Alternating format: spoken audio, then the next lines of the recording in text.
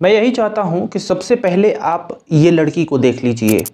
इस लड़की के बारे में मैं जो बताऊंगा, आपका हृदय कांप जाएगा, आप अंदर से कांप जाओगे। आपको पता है, एक बार इस लड़की का जो कंकाल है वो गटर में मिलता है। जब मां देखती है तो वो चिल्लाते हुए घर में भागती है और बेहोश हो जाती है। पुलिस का ये रवैया है ना, इसमें ये रवैया पुलिस का है कि आप देखकर दंग रह जाओगे कि ये कितना सड़ा हुआ पुलिस का सिस्टम है।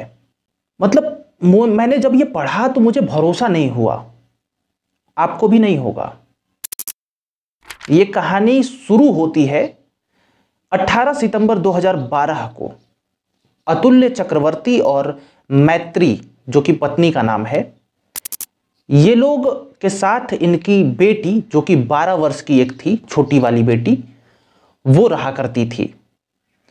यहां पे क्या है, एक दिन ये अपने पेपर देकर के आती है, परीक्षा देकर के स्कूल से आती है घर पर इनकी बेटी, और वो डायरेक्ट जाती है, मेहंदी लगाती है अपने हाथों पे। और मेहंदी लगाने के बाद आज पहली बार रात में अपने माँ बाप से कहती है कि मैंने हाथों में मेहंदी लगाई है, मैं आप लोगों के साथ नहीं सोऊंगी, आज मैं अलग कमरे में सोऊंगी। माँ बाप भी तैयार हो जाते हैं कि चलो इसका मेहंदी वगैरह बिगड़ जाएगा, तो वो अलग कमरे में सोने के लिए चली जाती है खाना वाना खाने के बाद। जो माँ बाप होते हैं वो भी खाना वाना खाते हैं, काम कंप्लीट करते हैं, जब सोने जाते हैं तो जो पिता होते हैं ना, वो जिसको बरामदा बोलते हैं, जिसको हॉल बोलते हैं, वहाँ की लाइट ऑन कर देते हैं कि बेटी को अगर ज़रूरत पड़े, रात में वो टॉयलेट वगैरह के लिए उठे, वॉशरूम यूज़ करना हो या फिर कुछ भी करना हो, पानी वानी पीना हो रूम से निकल के, तो बाहर अंधेरा ना रहे। पहली बार सो रही है तो थोड़ा सा ठीक रहे, आप समझ सकते हो। तो इसीलिए वो लाइट ऑन करके चले जाते हैं रूम में सोने। सब लोग बढ़िया से सोए हुए हैं। पिता की नींद खुलती है 3:45 पर भोर में। वो उठते हैं, रूम के बाहर जब आते हैं देखते हैं हॉल की लाइट तो बंद है। तो वो अपनी बीवी से पूछते हैं कि अरे भाई, लाइट वाइट बंद है, इधर दिख नहीं रही है, किसने बंद किया, तुमने बंद किया क्या लाइट? तो बीवी मैत्री जो है वो कहती है नहीं, मैंने तो बंद नहीं किया। तो फिर मैत्री अब उठती है और जाती है बेटी के कमरे में कि कहीं उसने बंद किया, ठीक है नहीं है। जब वहां पे जाती है ना तो चीखती है बहुत तेज से। तो वो चीख सुन के तुरंत उसका पति भागा भागा आता है, बाप भागा भागा आता है और देखता है तो वो भी मतलब एकदम गड़बड़ा जाते हैं दोनों लोग। क्योंकि खिड़की जो थी ना, ऐसे जो रॉड लगे रहते, कई मल्टीपल रॉड्स रहते हैं, ऐसा वाला खिड़की था, उसे तोड़ दिया गया था बाहर से खींच करके। एंड हद तो ये थी कि उस रूम में लड़की थी ही नहीं। जब पिता बिस्तर को ऐसे चेक करते हैं तो बिस्तर कुछ भींगा भींगा सा लगता है। घर में लड़की है नहीं, खिड़की टूटी हुई है, लड़की मौजूद कहीं नहीं है। अब उन्हें लग जाता है, ऐसा देखने से या फिर सोचने से महसूस हो रहा था कि कोई खिड़की तोड़ के अंदर आया है। उसे देख करके लड़की ने डर करके टॉयलेट कर दिया है और उस लड़की को लेकर के चला गया है। वो लड़की की उम्र 12 साल है। तो आप समझ सकते हो कि ऐसा हो सकता है पॉसिबल, इसीलिए बिस्तर वेट था। और अब पड़ोसियों के साथ मिलकर के सभी लोग ढूंढते हैं, चारों ओर पहले तो ढूंढा जाता है, कहीं लड़की नहीं मिलती। और खिड़की स्पष्ट साफ यही दिखा रही थी कि यहां से कोई लेकर के उसे गया है। अब ये लोग जाते हैं पुलिस स्टेशन, कंप्लेन लिखवाते हैं। और पुलिस भाई साहब इस मामले को बहुत लाइट लेती है, बहुत लाइट। पुलिस का मानना होता है कि ये प्रेम संबंध में किसी के साथ भागी है।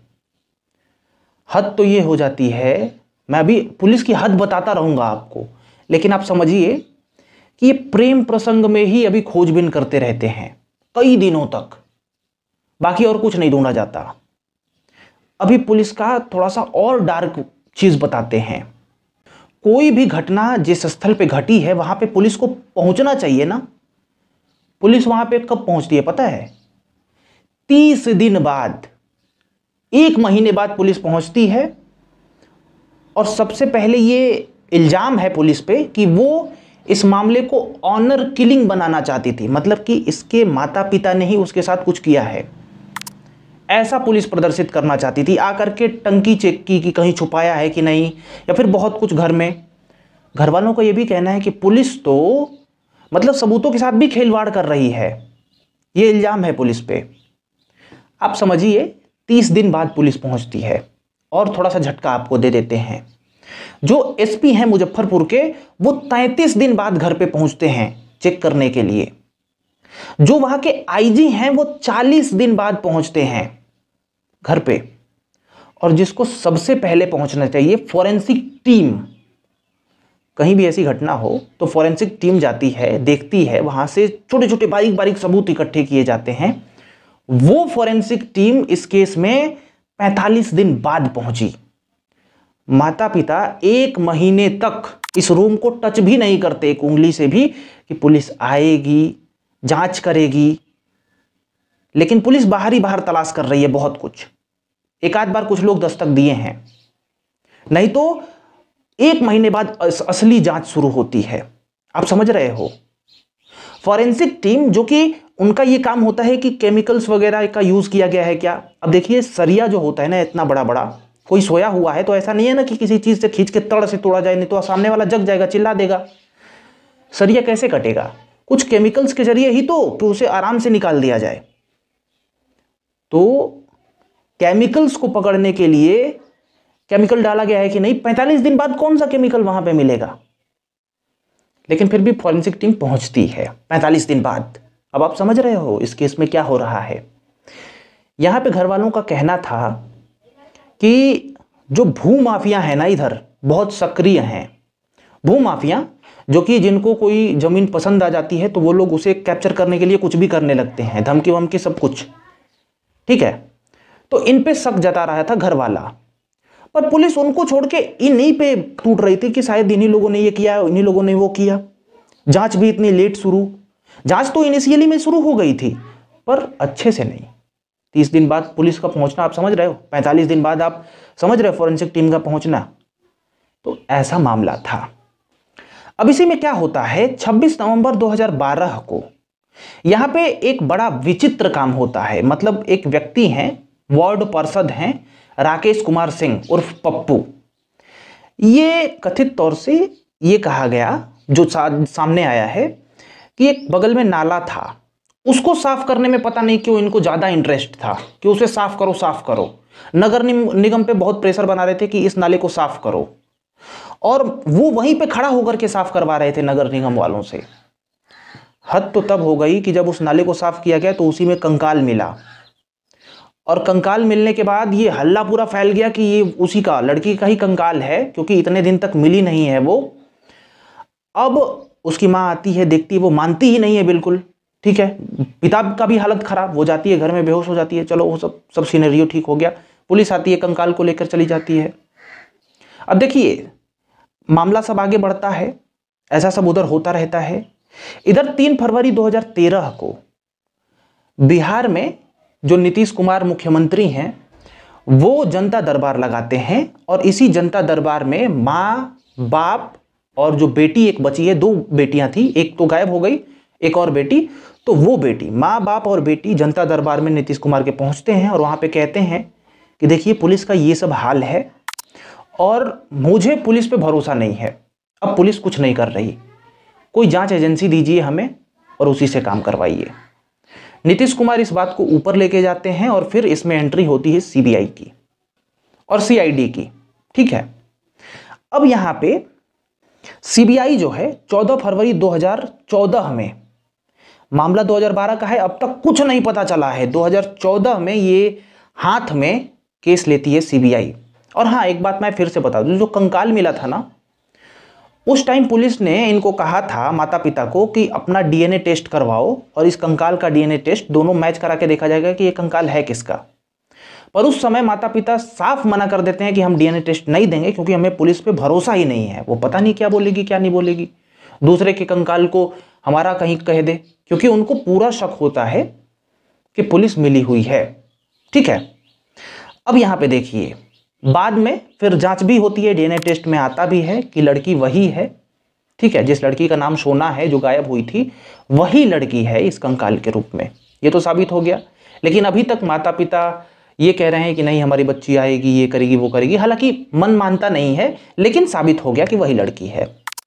अब यहां पे देखिए, सीबीआई भी जांच कर रही है, सीबीआई के जांच में भी कुछ नहीं पता चला। लिटरली कुछ नहीं पता चला है।